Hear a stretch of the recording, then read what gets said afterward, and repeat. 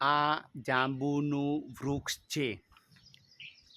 ચોમાસાની સિઝનમાં જાંબુના વૃક્ષ ઉપર જાંબુ આવ્યા છે. અહીં આપણે જોઈએ છીએ કે આ જાંબુના વૃક્ષ ઉપર જાંબુ આવ્યા છે. જાંબુ ઉનાળાના વેકેશનમાં 5મા મહિનામાં એના ફળ ફૂલ આવી જાય છે. પછી ફૂલમાંથી તેના ફળ બને છે. સૌપ્રથમ આવા કાચા લીલા રંગના જાંબુ હોય છે.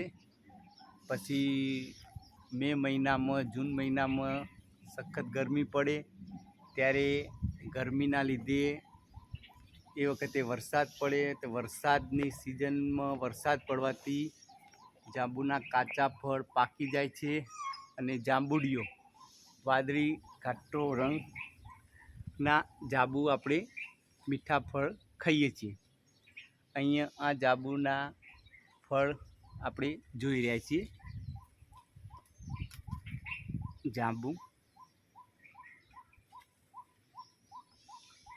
જાંબુના વૃક્ષની નીચે જાંબુ પણ પડેલા આપણે જોઈએ.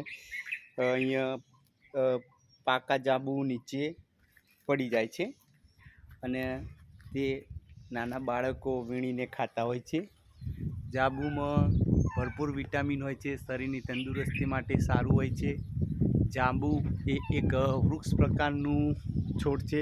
અહીંયા બીજું એક જાંબુનું છોડ જોઈએ નાનો, જે હજુ મધ્યમ ઉગેલો છે. તેનું મૂળ મજબૂત હોય છે, જે પવન સામે રક્ષણ આપે છે અને પડતું નથી. મજબૂત થડ હોય છે, સફેદ કલરનું. તેની ડાળીઓ પણ મજબૂત હોય છે. તેના પાનની વાત કરીએ તો તેના પાન પણ અહીંયા જાલાકાર શિરાવિન્યાસ રચના ધરાવે છે. જાલાકાર શિરાવિન્યાસ એટલે જાળી જેવી રચના. અને તેના પાનની સુગંધ તેનો નાક જોડે લઈ જઈએ તો તે સુવાસિત હોય છે. તેની કૂંપળો અહીંયા આપણે જોઈએ. અહીં અગ્રકલિકા કુમળી હોય છે. શરૂઆતની જે બદામી કલર જેવી, કેસરી કલર જેવી અહીં જોઈ શકીએ છીએ.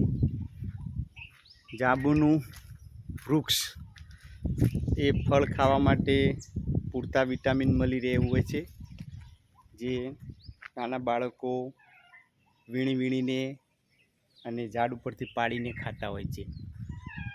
જાંબુનું વૃક્ષ, જાંબુના ફળ.